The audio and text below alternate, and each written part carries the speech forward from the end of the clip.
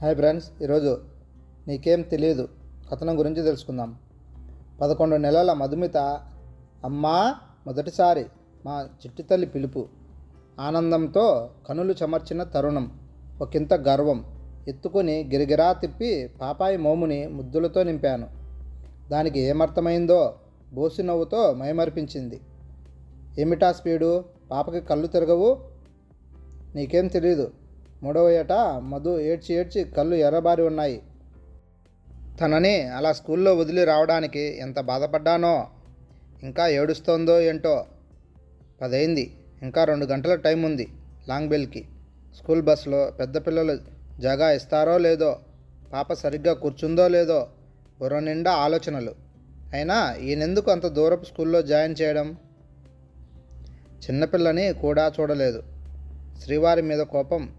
నీకేం తెలీదు. ఆ స్కూల్ చాలా ప్రెస్టీజియస్ స్కూల్. పెద్ద పెద్దవాళ్ళు తమ పిల్లలని అక్కడే చదివిస్తున్నారు. నా ఫీలింగ్స్ని లెక్క పెట్టని నా పతిదేవుడు. 10 ఏళ్ళు మా పాప. మమ్మీ, ఎన్నిసార్లు చెప్పాను పెరుగన్నం పెట్టొద్దని? మూత తీయగానే పుల్లవాసన. మా ఫ్రెండ్స్ అంతా చిచి అని దూరంగా కూర్చుతున్నారు తెలుసా. ఎంచక్కా చపాతీ, కూర, శాండ్విచ్ అలాంటివి ఇవ్వచ్చు కదా. చిరాకుగా మొహం పెట్టిన నా చిన్నారి ఇష్టాలు మొదలైనాయని అర్థమైంది.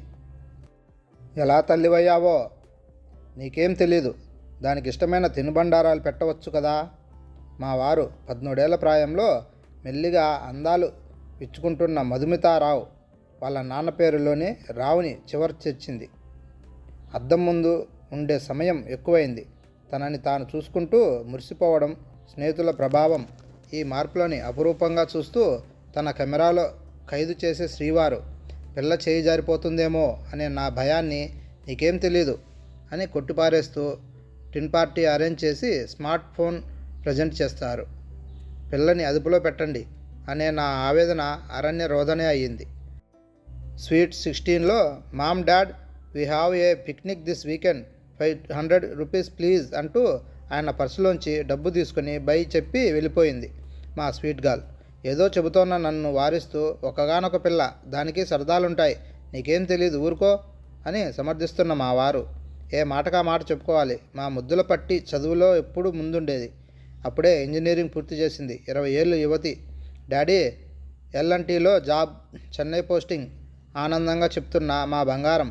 ఒక పక్క సంతోషంతో కూడిన గర్వం, మరో పక్క గుండెల్లో ఒకటే గుబులు. అంత దూరం పంపించాలంటే వద్దు తల్లి, ఇక్కడే ఏదో ఒకటి చూసుకో, పెళ్ళయ్యేదాకా అయినా మాతో ఉండు, ఆ తర్వాత ఎటూ ఉండలేవు. విలువలేని నా అభ్యర్థన. అబ్బా, ఎప్పుడు ఏదో ఒక అడ్డుపుల్ల వేస్తూనే ఉంటావు, నీకేం తెలీదు. అప్పుడే పెళ్ళేంటి, చిన్నపిల్ల, కొన్నాళ్ళైనా ఉద్యోగం చేయని దాన్ని.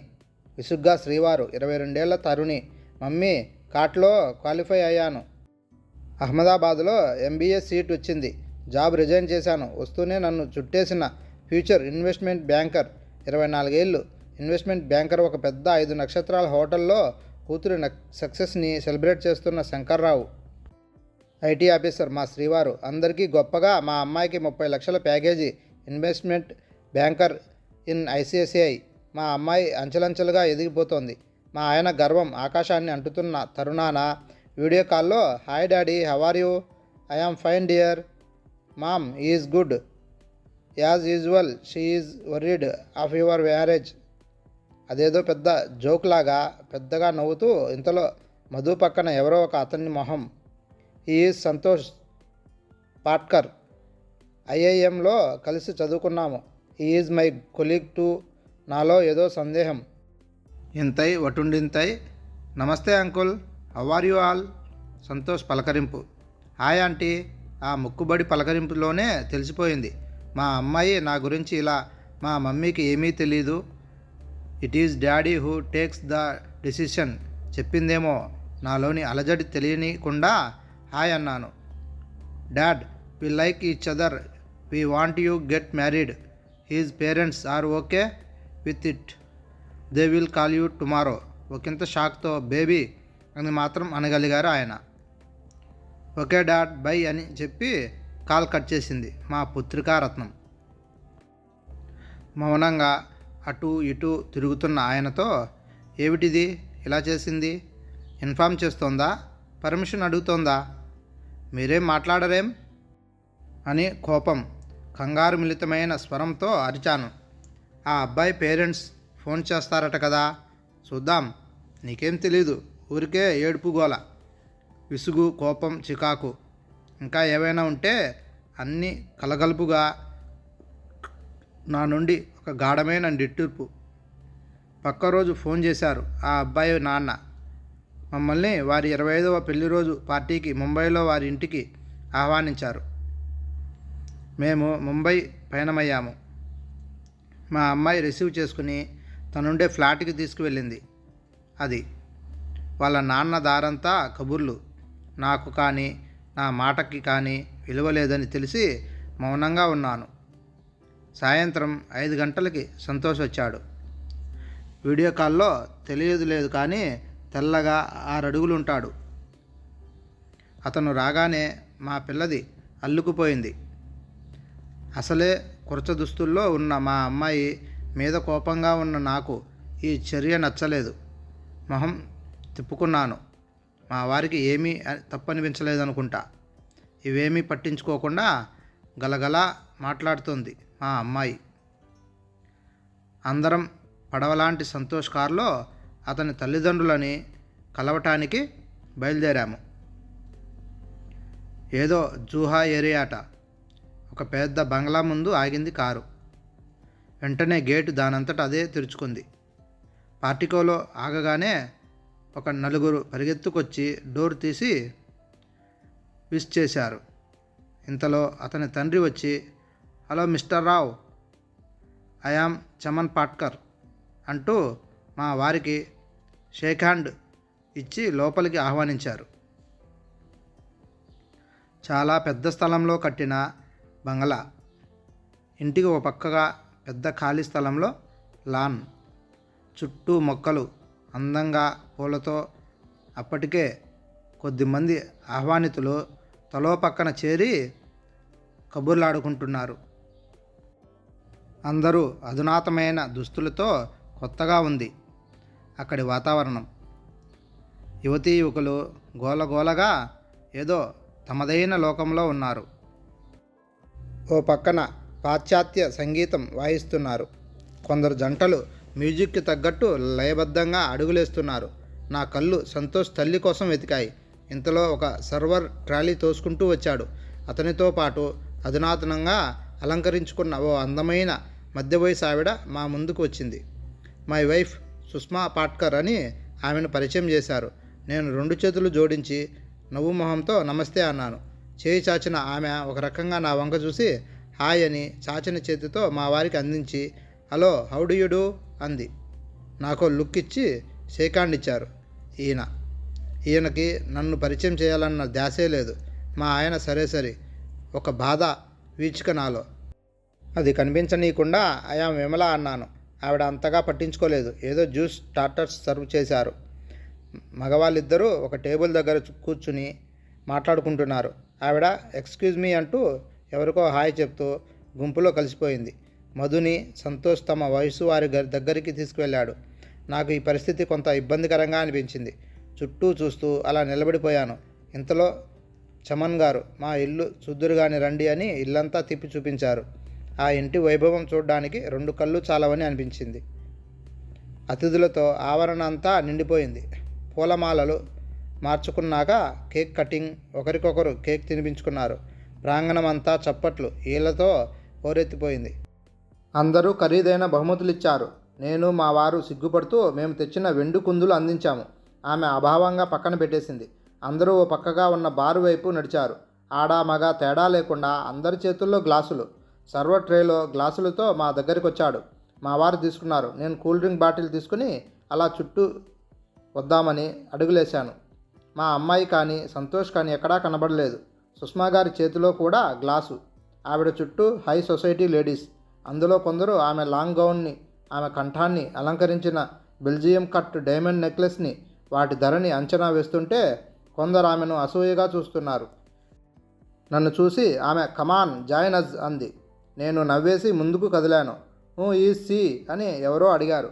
ఆమె ఏం చెప్పిందో అందరూ పడి నవ్వడం వినిపించింది. నేను వడివడిగా కదిలాను. రాత్రి 11 దాటుతోంది.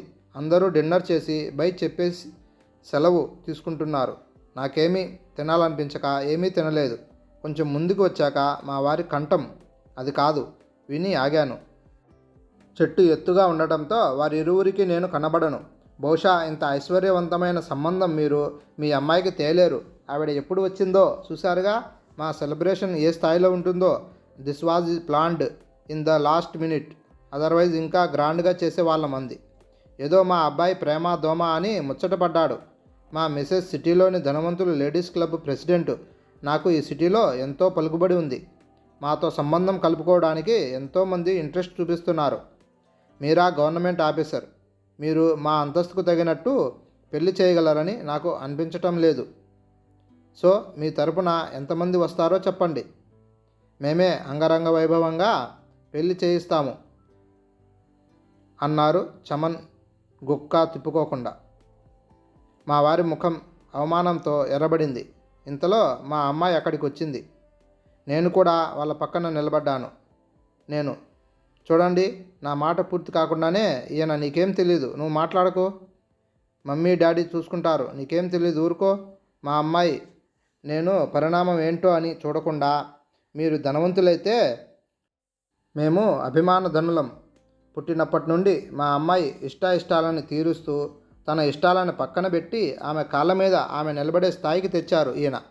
మీ దృష్టిలో ఆ ఇస్రాయల్ గవర్నమెంట్ ఆఫీసర్ గారు మా సంప్రదాయానికి మా స్థాయికి తగ్గట్టుగా ఘనంగా వివాహం జరిపించగలము. మా వారికి స్ట్రిక్ట్ ఆఫీసర్ అని ఎంతో పేరుంది. ఆయన ఐటీ విభాగంలో పెద్ద పొజిషన్లో ఉన్నారని మీకు తెలియదనుకుంటా. తెలుసుకునే ప్రయత్నం చేయండి. మా అమ్మాయి తన సొంత తెలివితేటలతో ఈ స్థాయికి ఎదిగింది. సంతోష్ ఇలా పిలిచి అవమానపరుస్తారనుకోలేదు. ఒక ఊపులో స్వచ్ఛమైన ఆంగ్లంలో అన్న భార్యాభర్తలకి నోట మాట రాలేదు. ఆంటీ అంటూ సంతోష్ ఏదో చెప్పబోతే ప్లీజ్ తర్జనని చూపాను. ఇంకేం మాట్లాడొద్దు అన్నట్టుగా. పదండి అని మా వారిని ముంజేతిని తట్టాను. ఇద్దరం ముందుకు కదిలాము. మాతో పాటు మా అమ్మాయి మిగతా అనే అతని పిలుపుకి తిరిగి చూడలేదు. ట్యాక్సీలో దారిలో ఎవరం ఏమీ మాట్లాడుకోలేదు. నేను అలా కళ్ళు మూసుకునే ఉన్నా. ఇంటికి వచ్చాక మా అమ్మాయి షీ స్పాయిల్డ్ ఎవ్రీథింగ్ అని ఏడవడం మొదలుపెట్టింది. రూమ్లో చీర మార్చుకోబోతున్న నేను వెంటనే బయటకు రాబోతూ మా వారి గొంతు విని ఆగిపోయాను. No baby, she is saved us for the insult. నువ్వు పుట్టినప్పటి నుంచి నువ్వే లోకంగా బతికింది. నీ ప్రతి సఫలతని తనదిగా భావించి పొంగిపోయింది మనమే. తనని నీకేం తెలియదు అంటూ లెఫ్ట్ లేవన్ని సార్లు అవమానించాము. కానీ ఈరోజు మనల్ని ఒక ఎత్తులో నిలబెట్టి తను మనకన్నా ఎత్తుకు ఎదిగింది. క్షమించమని అడగలేము. విన్నావుగా వారి మాటలు. అహంకారుల మధ్య నువ్వు అడుగడుగునా అవమానాలు సహించలేవు తల్లి. ఆయన మాటలకి ఆనందంతో కన్నులు వర్షిస్తుండగా దగ్గరికి చేరాను. ఆయన చేతిని పట్టుకుని, చూడమ్మా, నిన్నుగా కావాలనుకుంటే అతడే వస్తాడు. బాధపడకు, మా మీద నమ్మకం ఉంచు అని అన్నాను. ఏమీ అనలేదు. కానీ తన గదిలోకి వెళ్ళి పడుకుంది. ఆఫీస్లో ఏమని చెప్పిందో తెలీదు. మాతో పాటు ఇంటి దగ్గరే ఉండిపోయింది. ఈ 15 రోజుల్లో సంతోష్ ఎన్నిసార్లు ఫోన్ చేసినా ఎత్తలేదు. సాయంత్రం బాల్కనీలో కూర్చుని ముగ్గురం టీ తాగుతుండగా కాలింగ్ బెల్ మోగింది. నేను మా అమ్మాయి ఇద్దరం ఒకేసారి డోర్ దగ్గరికి వెళ్ళాము. తను తలుపు తెరిచి గిర్రున వెనక్కి తిరగబోయింది. ఎదురుగా సంతోష్. మధు, నీకోసం అందరినీ అన్నిటినీ వదిలి వచ్చా. వెనక మిస్టర్ అండ్ మిస్సెస్ పాట్కర్. వారిలో ఇప్పుడు మచ్చుకైనా అహంకారపు ఛాయలు లేవు. ఇద్దరూ మా చేతులు పట్టుకుని వీఆర్ ఎక్స్ట్రీమ్లీ సారీ అంటూ లోపలికి వచ్చారు. మా వారు ఇంకా ఆశ్చర్యంలో నుంచి కోలుకోలేదు. బహుశా మా వారి గురించి, మా కుటుంబం గురించి అన్నీ తెలుసుకునే వచ్చారనుకుంటా. నేను వాళ్ళని కూర్చోమని చెప్పి కిచెన్లోకి టీ చేయడానికి వెళ్ళాను. ఆనందంతో నా మెడ చుట్టూ చేతులేసి thank you, you're great mummy అంది మధుమిత. దాని చేయి నొక్కాను ప్రేమగా. ఎప్పుడు ఎంగేజ్మెంట్ చేద్దాం, పెళ్ళి ఎక్కడ చేస్తే బాగుంటుంది అని ఆయన అంటున్నారు. మా వారు, అబ్బే నాకేం తెలీదు, మా మిస్సెస్ని అడుగుదాం అనడం విని నేను మా అమ్మాయి నవ్వుకుంటూ టీ ట్రే తీసుకుని హాల్లోకి వచ్చాము. మా నవ్వు వాళ్ళకి అర్థం కాలేదు. హాయ్ ఫ్రెండ్స్, ఈ కథ మీకు నచ్చినట్లయితే please like and subscribe friends.